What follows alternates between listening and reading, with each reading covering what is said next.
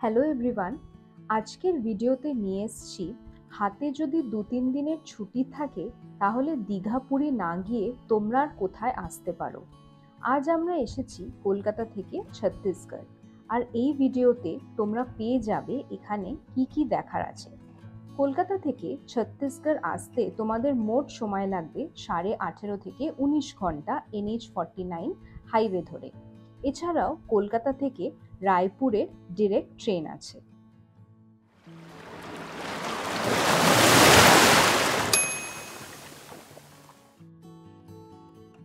আমাদের জার্নির প্রথম অংশ হলো কলকাতা থেকে ভাইজ্যাগ এবং আরাকু। তার ভিডিও তোমরা আমার চ্যানেলেই পেয়ে যাবে। আজকের জার্নি ছিল আরাকু থেকে ছত্তিশগড়, যেটা আসতে মোট সময় লেগেছিল 6.5 ঘন্টা।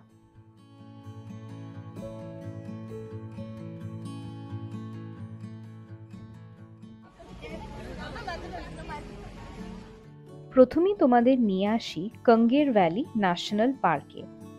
এই ফরেস্টটিতে ট্যুরিস্টদের হাঁটা পথে যাওয়া নিষেধ, তাই জিপসি গাড়িতে করে জঙ্গলটি ঘোরানো হয়। জিপসি গাড়ি করে তোমাদের প্রথমে নিয়ে যাওয়া হবে কাঙ্গের ধারা দেখানোর জন্য, তারপর নিয়ে যাওয়া হবে কুটুমসার কেভে। কাঙ্গের ভ্যালি যাওয়ার জন্য সকালবেলায় প্ল্যান করো, কারণ সকাল 9টা থেকে স্টার্ট হয় সাফারি, আর বেলা বাড়ার সাথে সাথে ভিড় আর গরম দুটোই বাড়তে থাকে। যাতায়াত মিলিয়ে 3-4 ঘন্টা তোমাদের লেগেই যাবে, আর লাইন পড়লে আরো বেশি। যদিও বলা হয়েছে এখানে একসময় বন্য জীবজন্তু দেখা যেত, কিন্তু আমরা কুকুর আর বাঁদর ছাড়া কিছুই সেরকম দেখতে পাইনি। যেহেতু এই অঞ্চলটি এখনো সেই অর্থে জনপ্রিয়তা লাভ করেনি, তাই এখানে লোকাল ট্যুরিস্টই বেশি। জঙ্গলটা এতটাই বিশাল যে এক একটা পয়েন্ট কভার করতেই এই রাস্তা দিয়ে প্রায় 8 ঘন্টা থেকে 40 মিনিট সময় লাগছিল। আর জঙ্গলের এই রাস্তা দিয়ে সাফারি করতে কার না ভালো লাগবে।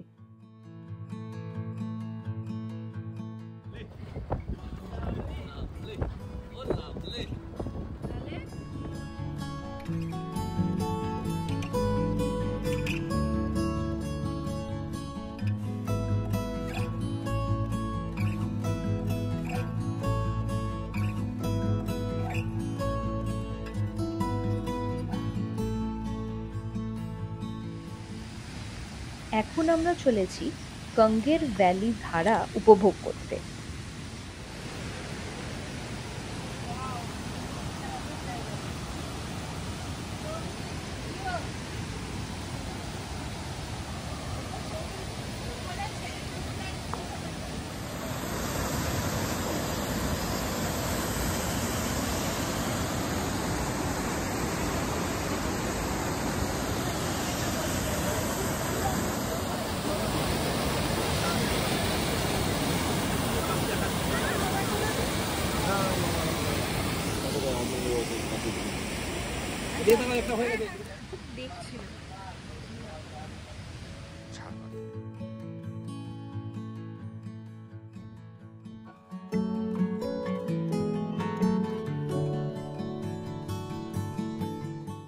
নেক্সট ডেস্টিনেশন হলো কুটুমসার কেভ।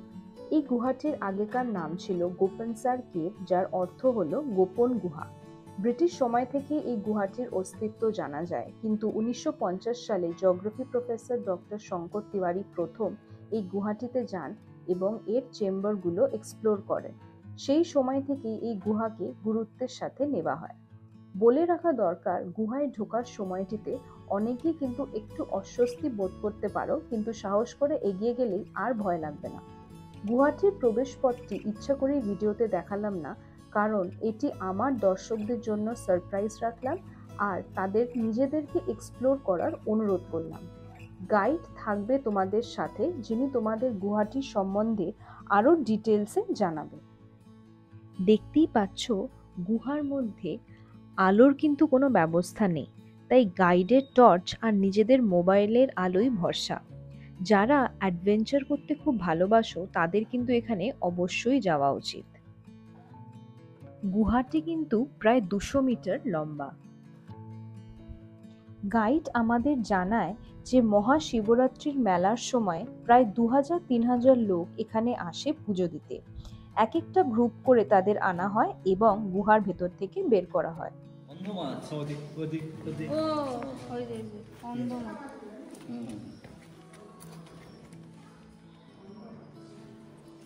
एक ही है क्या? बहुत है, छुप गए ये थे।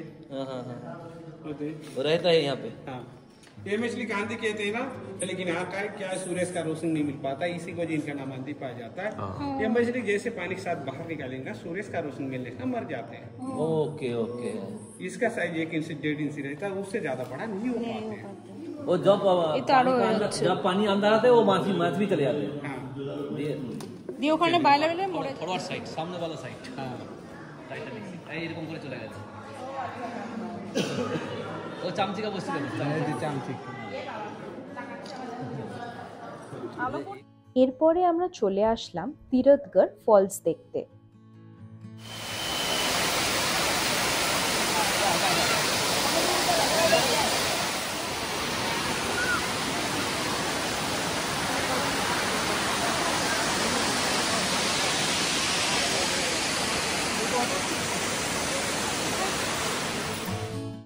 তীরথগড় ফলস থেকে আমরা চলে আসলাম মা দন্তেশ্বরী টেম্পলে। এটি 52টি সতীপীঠের মধ্যে একটি। এখানে বলা হয় দেবী সতীর দাঁত পড়েছিল।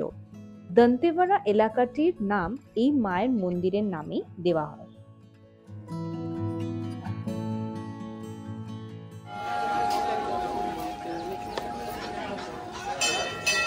মন্দিরের ভেতরে ভিডিওগ্রাফি বা ফটোগ্রাফি দুটোই নিষিদ্ধ। বত্তিসা মন্দিরটি ভগবান শিবের উদ্দেশ্যে নিবেদিত। মন্দিরের মণ্ডপে 32টি পাথরের স্তম্ভ রয়েছে, যার কারণে এটিকে বত্তিসা মন্দির বলা হয়।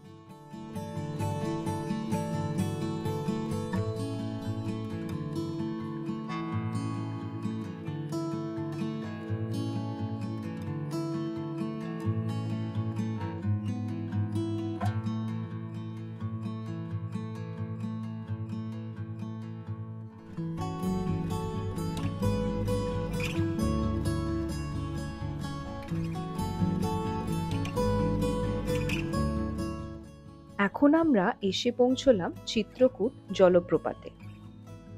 এই জলপ্রপাতকে ভারতের নায়াগ্রা ওয়াটারফলস হিসেবেও বলা হয়। এটি ভারতের বৃহত্তম জলপ্রপাত, যা উচ্চতায় প্রায় 95 ফিট এবং চওড়ায় 980 ফিট। ভোর 6টা থেকে এখানে বোট রাইডিংও করা হয়। তার কিন্তু এক্সপিরিয়েন্স একেবারে অসাধারণ।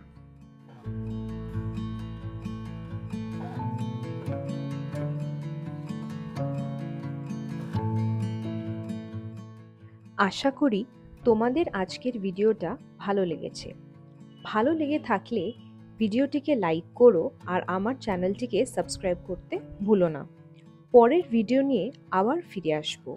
সবাই ভালো থেকো, সুস্থ থেকো এবং টাটা।